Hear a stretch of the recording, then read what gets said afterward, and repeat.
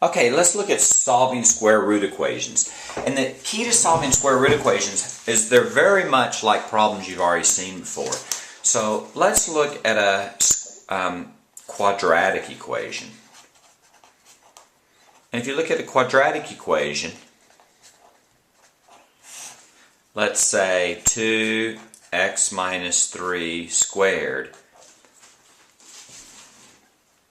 plus 12 is equal to 30. If you notice here, the key to this problem is that there's really only one complicated thing in the problem. Another way to say that is you have an x squared term, but you don't have an x term. So let's isolate the squared term first. So we subtract 12 from both sides, and we get 2x minus 3 squared is equal to, and that's going to be an 18. Now remember, you can't distribute the 2 because of this power here. So what you're going to have to do is you're going to have to divide this side by 2 and this side by 2. And then you have x minus 3 squared is equal to 9. And now what you need to do is you need to get rid of the squared term. And the way to get rid of the squared term is you take the square root of both sides. Now if you take the square root of both sides, if you take the square root of this side, the square and the square root cancel. This side you get the square root of 9. This is going to be a plus or minus. Now 9 is simply, the square root of 9 is 3, so you have x minus 3 is equal to plus or minus 3. You have to add 3 to both sides. You get x is equal to 3 plus or minus 3. Another way to say that is 3 plus 3 or 3 minus 3. Your answers are 6 or 0. Now, if you wanted to check your work, you would simply plug these into the original problem. But the advantage of doing a quadratic equation is that if you did all the steps correctly, then in fact it will check out. We can see that real quick. 6 minus 3 squared is 3. 3 squared is 9. 2 times 9 is 18. 18 plus 12, 30. And that's going to work. 0 is going to work as well. So let's look at a square root equation.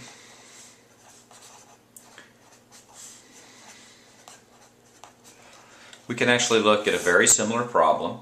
Let's do 3 square root x minus 5. Let's do plus 10 is equal to 22.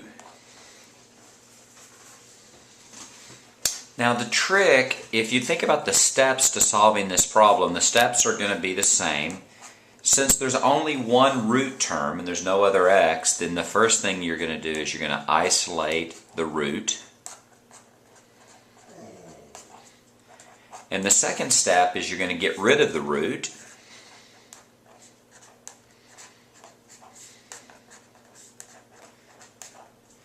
The third step is a new step, and that is you have to check your work. Now, I don't mean you have to check your work in the sense that as a math teacher I'll get mad at you.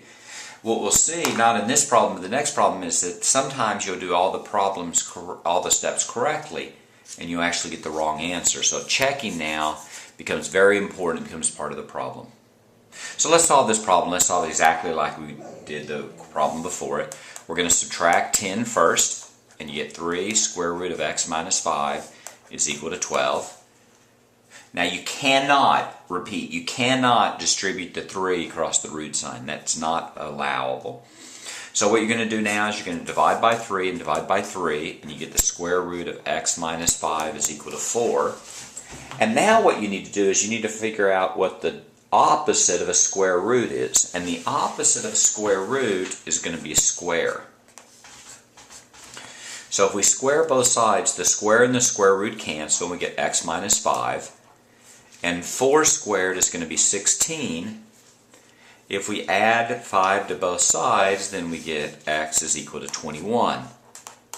Now the difference is between this problem and the other problem is we're not sure that this is our answer. This might be our answer. What we're going to have to do now is we're going to have to plug this back in and check. So then you get 3 square root of 21 minus 5 plus 10 is equal to 22. Now, the root sign works like a grouping symbol, so we're going to do that first. So that's 21 minus 5 is 16, so it's 3 square root of 16 plus 10 is equal to 22. And square root of 16 is 4. 3 times 4 is 12. 12 plus 10 is 22. In fact, 12 plus 10 is 22, so 22 equals 22. So our answer is, in fact, x is equal to 21.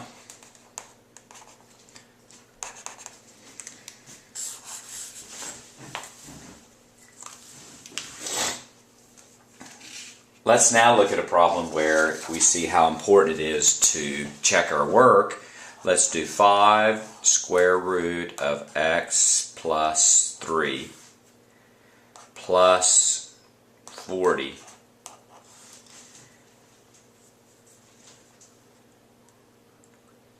is equal to, let's say, 20. So the first steps are the same, minus 20 minus 20. 5 square root, minus 40 minus 40. So then you have 5x plus 3 is equal to minus 20. Let's divide by 5. You have square root of x plus 3 is equal to minus 4. Now you may actually already see that you're going to have a problem here, but if you don't, let's just keep on going. Let's square this term and square this term, so we get x plus 3 is equal to 16. X is equal to 13. Now here's the trick. This might be your answer. With the stress on might. And what you're going to have to do is you must check your work. And I'm going to write it in red to make sure you realize how important that is. So let's do 5 square root. That's 13 plus 3 plus 40 is equal to 20. That's 5 square root of 16 plus 40, 20. So what we're going to do is we're just going to check our work and see if, in fact, this is our answer or not.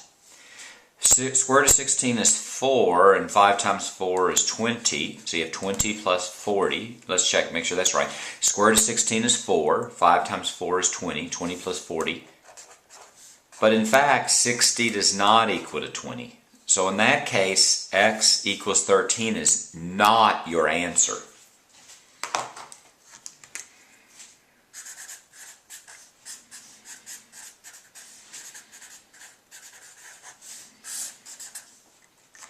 Since that was the only answer that we have, then what we're going to do is we're going to say no real solution.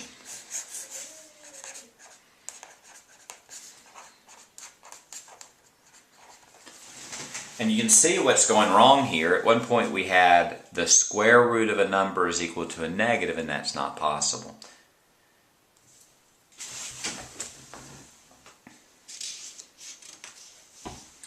Let's be a little more specific with our vocabulary here. What we say here is that there's no solution, or no real solution if you wish. And we say that x equals 13 we call an extraneous solution. So sometimes they'll give you a hint when you're solving problems like this. They'll say check for extraneous solutions. So these are some simple problems with square root. In the next video we'll do some more complicated ones.